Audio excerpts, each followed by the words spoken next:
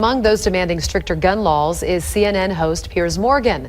There's one particular stat that Morgan has been citing for weeks. In our commitment to balanced news, Ben investigates the truth behind it in Reality Check.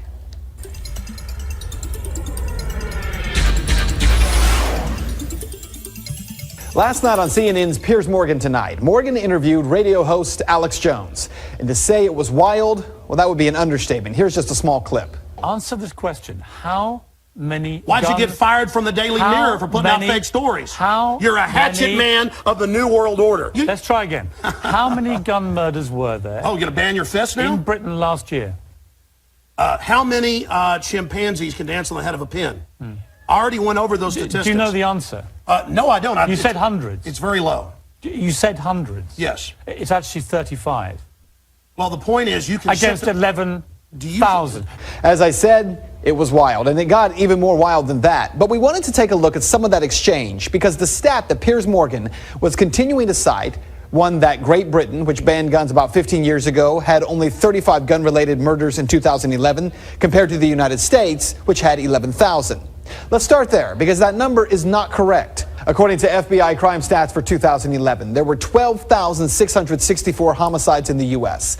Of those, 8,583 were caused by firearms. But of those, 400 are listed as justifiable homicide by law enforcement, 260 justifiable homicide by private citizens. On the other hand, it is true that percentage-wise, Britain has a lower gun homicide rate. With a population of 62.6 million, Great Britain saw 59 gun-related homicides for 2011. Still not the 35 Piers Morgan keeps citing. But that shouldn't be surprising that the gun homicide rate in a country that bans guns would be lower than in a country where guns are not banned. Where the argument falls apart is when you attempt to claim that fewer guns equals less crime. The U.S. has the highest gun ownership rate in the world, an average of 88 guns per 100 people. That puts it first in the world for gun ownership. Yemen is second with 54.8 guns per 100 people. So that means the U.S. has the highest gun murder rate as well, right? Well, no. Honduras, El Salvador, and Jamaica have higher rates. So do 24 other countries. The U.S., despite being number one in gun ownership, is number 28 in gun homicide with a rate of 2.97 per 100,000 people. Of course, Piers Morgan isn't calling for the U.S. to be more like El Salvador and Honduras. He's calling for us to be more like Great Britain. So what do the numbers look like there? The U.K. has the second highest overall crime rate in the EU. The U.K. has the fifth highest robbery rate, the fourth highest burglary rate. But more importantly, the EU named Britain as the most violent country in the EU. In the UK, there are 2,034 violent crimes per 100,000 people.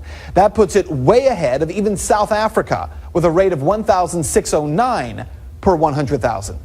In the United States, we're not even in the top 10. The U.S. has a violent crime rate of 466 crimes per 100,000 residents. So what this means for you is that while people like Morgan insist that the U.S. can learn from Great Britain, well, maybe we can. What we might learn is that violent crime is not the result of a gun or any tool. It is the result of the heart of men and women.